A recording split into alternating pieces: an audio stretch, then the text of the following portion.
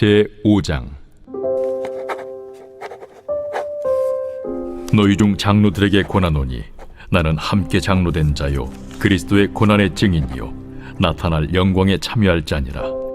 너희 중에 있는 하나님의 양무리를 주되 억지로 하지 말고 하나님의 뜻을 따라 자원함으로 하며 더러운 이득을 위하여 하지 말고 기꺼이 하며 맡은 자들에게 주장하는 자세를 하지 말고 양무리의 본이 되라.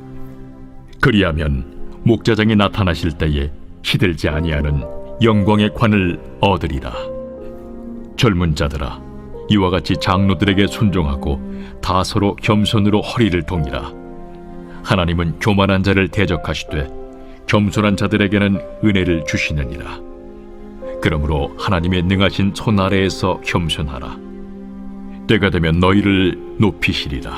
여러분 반갑습니다. 오늘도 큐티로 여는 기막힌 하루입니다.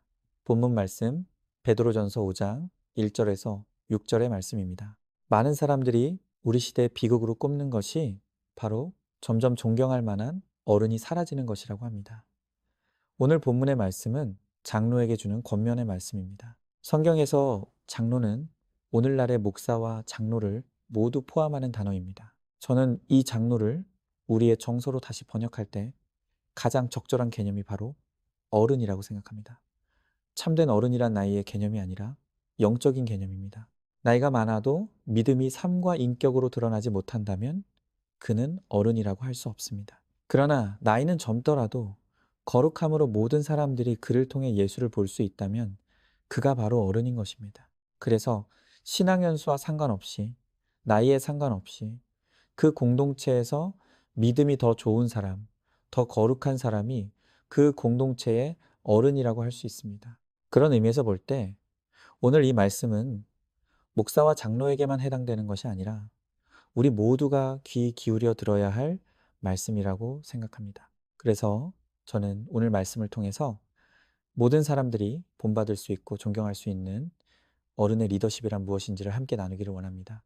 첫째로, 어른의 리더십은 모든 일에 억지가 아닌 자원함으로 헌신해야 한다고 말씀하십니다. 2절 상반절입니다. 너희 중에 있는 하나님의 양 무리를 치되 억지로 하지 말고 하나님의 뜻을 따라 자원함으로 하며. 오늘 성경은 어른의 리더십에서 가장 먼저 태도를 점검합니다. 모든 사람이 존경하고 따르는 어른의 첫 단추는 마음이 어떠한가에 있다는 것입니다. 사람의 마음에 무엇이 있는가 하는 것은 당장에는 감추고 속일 수 있지만 결국 시간이 지날수록 다 드러나게 되어 있습니다. 성경은 하나님이 우리의 중심을 달아보신다고 강조합니다. 그리고 하나님께 받은 은혜가 너무 크고 놀라워서 그 은혜에 보답하고자 감사하는 마음으로 하나님께 자원하는 자의 헌신을 기쁘게 받아주시다고 합니다. 그래서 고린도후서 9장 7절의 말씀에서 성경은 인색함이나 억지로 하지 말지니 하나님은 즐겨내는 자를 사랑하시느니라 라고 합니다. 이렇게 은혜에 대한 감격과 감사로 자원하는 사람은 벌써 표정부터 다릅니다. 그 얼굴에 밝은 미소가 있습니다. 또 그 입술에는 감사의 고백이 있습니다. 또 누구보다 앞장서서 수고하지만 결코 생색내지 않습니다. 바로 이런 자원하는 마음을 가진 사람이 모든 사람에게 존경받는 어른의 리더십을 가지게 됩니다. 그러나 어떤 사람들은 매사에 어떤 감사와 감격도 없이 정말 억지로 하는 사람들이 있습니다. 늘 그 마음에 사람이 없어서 어쩔 수 없이 내가 한다거나 목사님이 시키니까 체면상 한다는 마음이 든다면 그것이 바로 억지로 하는 상태입니다. 특히 직분받을 목적으로 억지로 봉사하는 사람들은 직분받기 전에는 겸손한 척 봉사하다가 직분을 받고 나면 그때부터 목이 뻣뻣해지고 교만해지는 사람들을 많이 보았습니다. 이처럼 억지의 마음을 품은 사람의 헌신은 결코 오래가지 못하고 드러나게 됩니다. 그리고 그런 사람은 결코 존경받는 어른의 리더십을 가질 수 없는 것입니다. 적용 질문입니다. 지금 내가 맡은 직분이나 역할이 거룩한 부담입니까? 아니면 무거운 짐입니까? 내가 맡아서 하는 그 일을 즐거움과 감사로 합니까? 아니면 어쩔 수 없이 한다는 심정으로 합니까? 은혜에 대한 감사와 감격이 회복되고 자원하는 마음을 주시기를 기도하시기 바랍니다. 둘째로, 어른의 리더십은 이득을 위해서가 아니라 순수한 헌신으로 해야 한다고 합니다. 다시 2절입니다. 더러운 이득을 위하여 하지 말고 기꺼이 하며. 성경은 어른의 리더십을 가지기 위해서 내면의 동기를 점검해야 한다고 합니다. 그러면서 더러운 이득을 위하여 하지 말라고 합니다. 그런데 여기서 더러운 이득은 단순히 돈만을 의미하지 않습니다.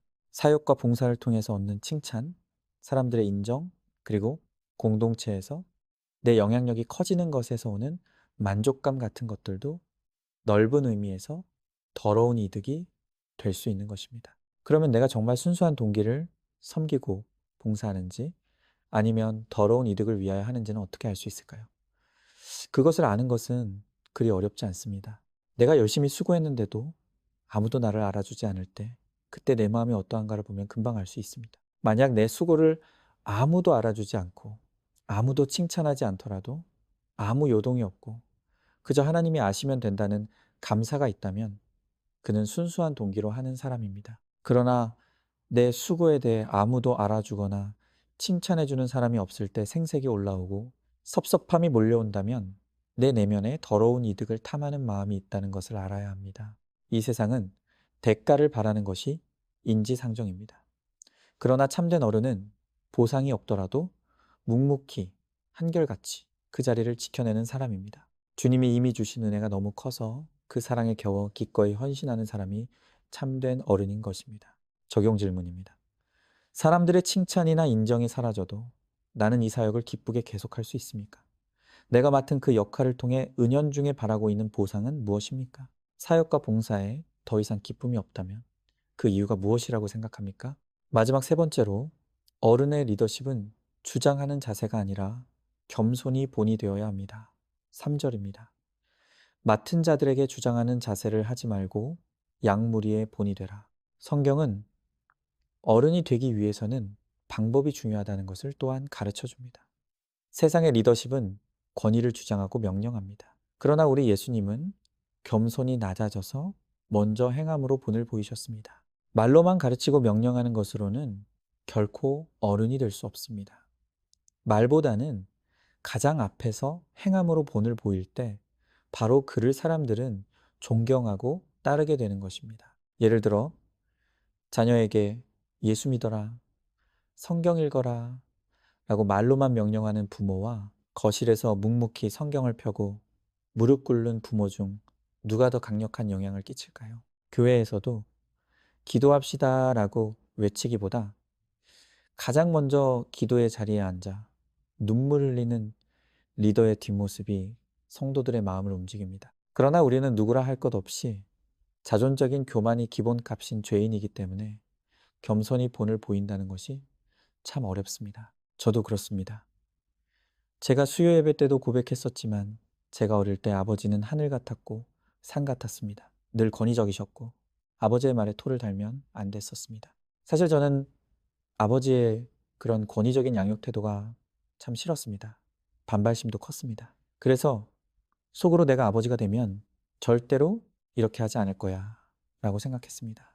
그런데 제가 막상 아버지가 되고 보니까 제가 싫었던 아버지의 권위적이고 일방적인 태도를 답습하려고 하는 저의 모습을 보게 되었습니다. 저는 어릴 적 제가 그랬던 것처럼 제 자녀들이 아버지인 제 말에 토달지 않았으면 좋겠고 명령에 즉각 순종하면 좋겠습니다. 그런데 제 뜻대로 되지 않으면 자존심이 상해서 혈기를 부리고 윽박을 지르는 일들이 일어납니다. 자녀들에게 권위를 부리면 부릴수록 자녀들과 멀어질 수밖에 없다는 것을 머리로는 알지만 그것이 뜻대로 안 되는 저를 보면서 제가 얼마나 교만한 사람인지를 인정하게 됩니다.